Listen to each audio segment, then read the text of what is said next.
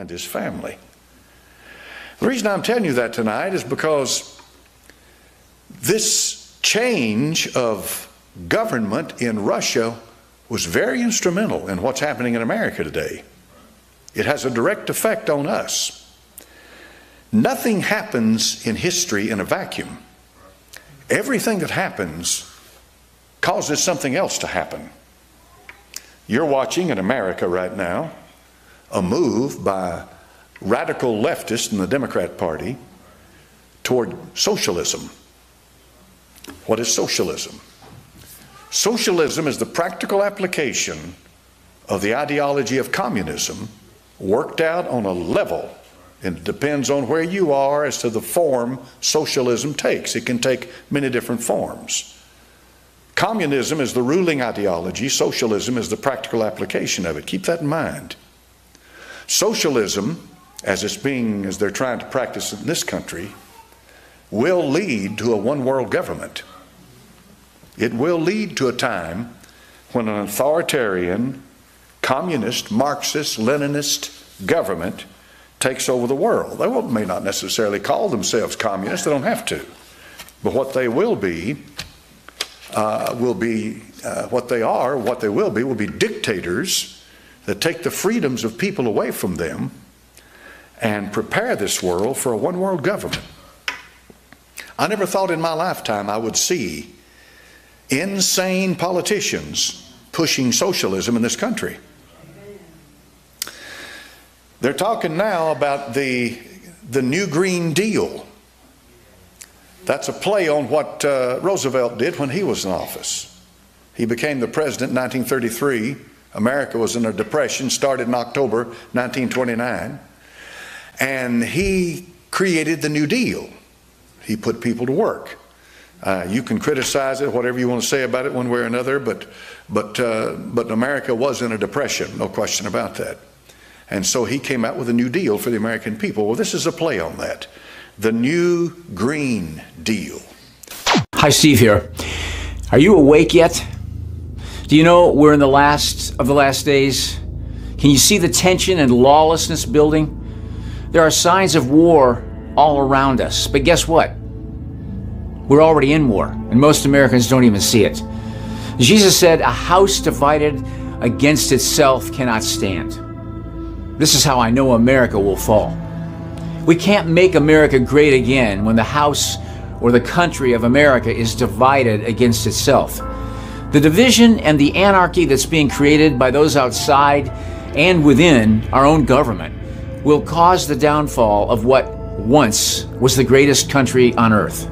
The country that did welcome immigrants from all over the world. A melting pot of creation, ideas, industry, and respect for one another. It's all being destroyed by those who don't value this country anymore. Young politicians who embrace socialism and control over the masses, along with Islamic goals of making the whole earth into an Islamic nation, will both cause the destruction of America. Since she's all popular now, I guess. And so anyway, CJ took note of her behavior and then decided to tweet this out. @AOC has been talking this entire speech, and the woman next to her keeps trying to look the other way. Ha ha ha. Alright, and the woman he was referring to here was actually Congresswoman Nydia Velázquez, who represents New York's 7th District, and Nydia ended up seeing CJ's tweet somewhere and then decided to respond. And so she tweeted back, "Hi, @TheCJ Pearson. I'm not, quote, the woman sitting next to her. @AOC and I, and millions like us, are the future of this country, and you're right to be afraid of us, but you should learn my name." So yeah, I'm not sure where Nydia identified fear in CJ's tweet, but in any case, this is a 65-year-old congresswoman who is borderline threatening a 16-year-old. And by the way, she's been serving in Congress now for over 25 years, so she should know better, right?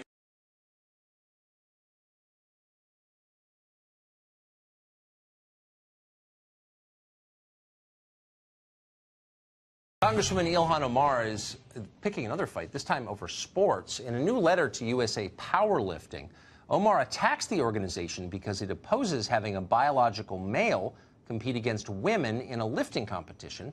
Omar claims, ludicrously, that biological males have no advantage over women. That's in defiance of about 1 million years or so of evidence to the contrary. It doesn't matter, though. Omar's letter is just the latest case of powerful people on the left bullying anyone they can't control. You saw the same thing with the gay marriage debate. Any Christian-owned bakery that doesn't want to bake a gay wedding cake risks fines, lawsuit, and ruin. Okay, so those are the new rules. So what about Muslim-owned bakeries? Do the rules apply there, too? Stephen Carter asked that question a while back, and he found pretty much what you'd expect.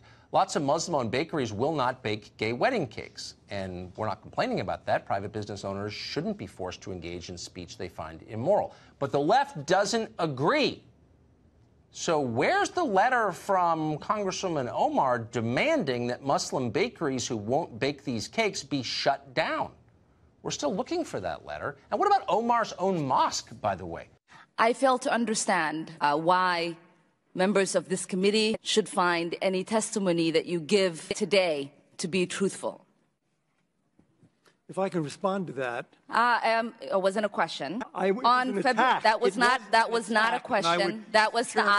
I reserve the right to my time. It is not. That was not a question. Committee can attack on February 8th, who is not permitted to reply. That was not a question. Thank you for your participation. Do you think that massacre was a fabulous achievement? One of the most important components of the Green New Deal is the construction of a high-speed rail network across the entire country. And they have to do it because the plan is to eliminate all car and air travel.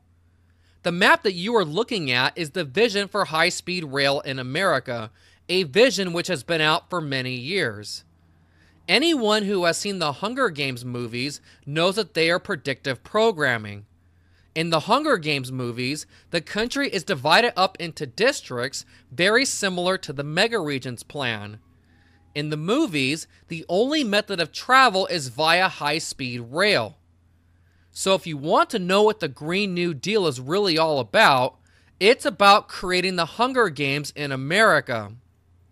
Wrote this, and Paul McGuire is one of these researchers. Let me read to you tonight what he said.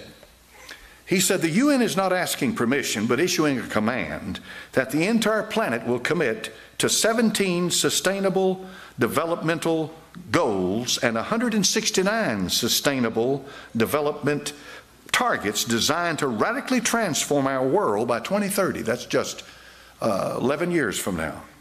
The UN 2030 plan promotes by the Pope will advance Agenda 21 on steroids. Through a controlled media, the mass populations will be told that it is all about saving the environment and ending poverty. That's what the Green Agenda is about. But this is not the true agenda. The true agenda of Agenda 21 is to establish a global government, global economic system, and global religion. When UN Secretary General Ban Ki-moon spoke of a dream of a world of peace and dignity for all, this is no different than when the communists promised the people a workers' paradise. What you are seeing now, folks, right now, right before your very eyes, they're laying the foundation for a one-world government through this new green agenda.